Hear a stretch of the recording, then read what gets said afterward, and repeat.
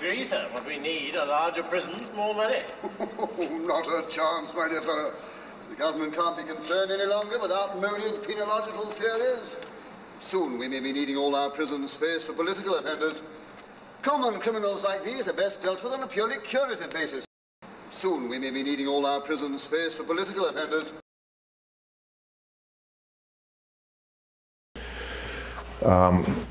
So that's when I started thinking, okay, now we're going down a whole different road here.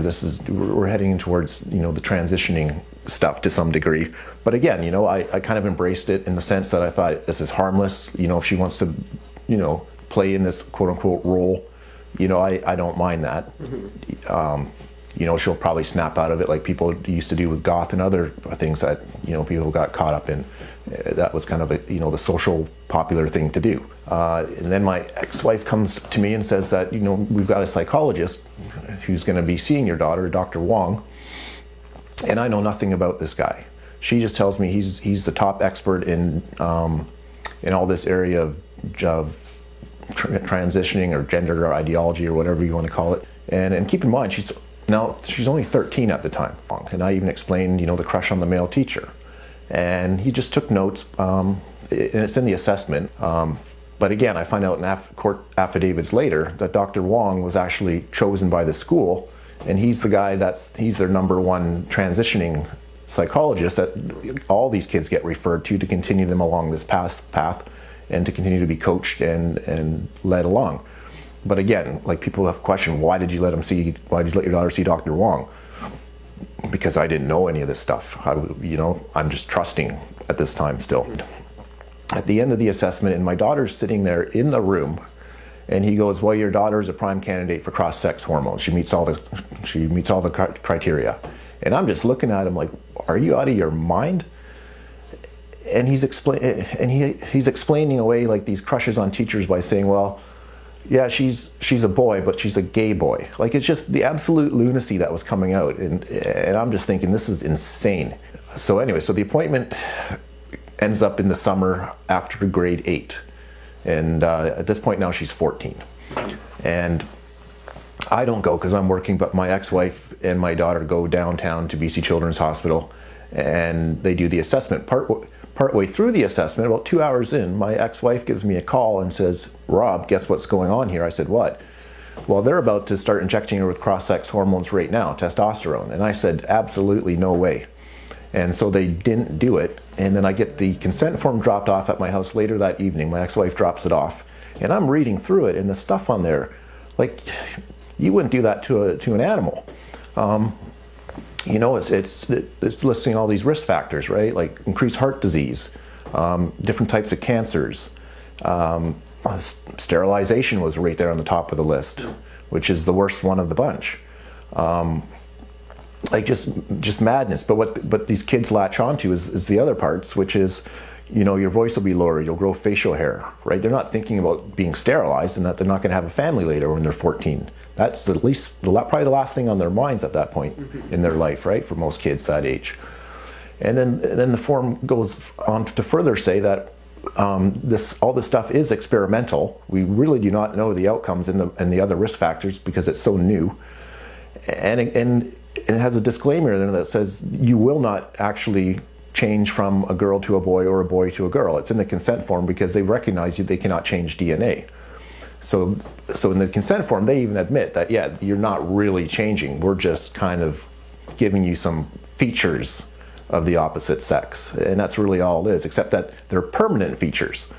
It's not something where you can say, well, that was fun. I had a beard for a year, and I want to go back to being a girl. Like, like my daughter will be shaving now for the rest of her life, whether she continues forward or desists, detransitions. So yeah, scary stuff. So obviously I said no. Well, then I had this social worker, Robin Lalani, who keeps harassing me, you know, emailing, phoning. And I keep telling her that I'm not consenting, I'm not signing that consent form. And this goes on from August until December.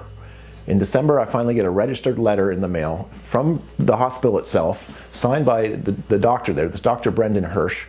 And he says essentially that under the Power of the Infants Act, he's taking responsibility and control of my daughter's medical, and I'm out of the loop, and the fact that I'm not consenting is inconsequential at this point. It doesn't matter, and that I no longer have access to my daughter's medical records. I'm not going to know what's going on. It's completely out of my hands. My daughter is now running the show as apparently a mature consenting minor in this. So we end up in court because now that she's filed first, we have to end up going in on her family application. And so we're in front of a Justice Bowden. And so he hears all the arguments, and of course I don't know what to think is going to happen next, but anyways, we do get a ruling. And this is one of the craziest things that documents I've ever read, is that I had to refer to my daughter with only her chosen pronouns.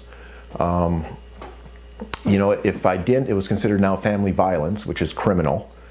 And you know, I couldn't try and dissuade her in any way from what she was doing in terms of trying to transition. I could only, you know, be a cheerleader for her.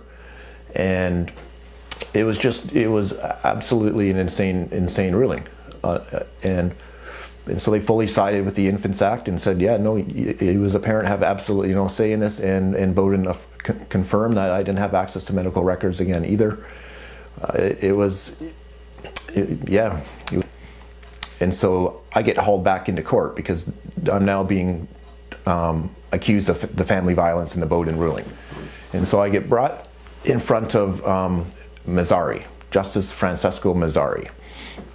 And she essentially weaponizes the Bowden ruling. And what comes out of that is that, yes, I was guilty of family violence. And now I'm only entitled to my thoughts. Anything, I can only talk to my lawyers about what's going on. I can't talk to anybody else, even have a cup of coffee with somebody and talk about these issues. And the only thing, yeah, that I have left is my thoughts, because they can't police my thoughts. But other than that, I've got to be a cheerleader as I watch, you know, my child's body, healthy body, being destroyed. All I can do is cheerlead from the sideline. I mean, it's maddening what they did. And then further to that, they get a protection order in which they say if I, you know, commit family violence, as they put it, again, and were to say, you know, she is a he is a she, I could be thrown in jail by the RCMP or any police with jurisdiction without even a warrant. Like, that's the serious nature of the crime apparently I'm committing by, you know, not wanting to abide by this delusion, which it is. It's a complete delusion.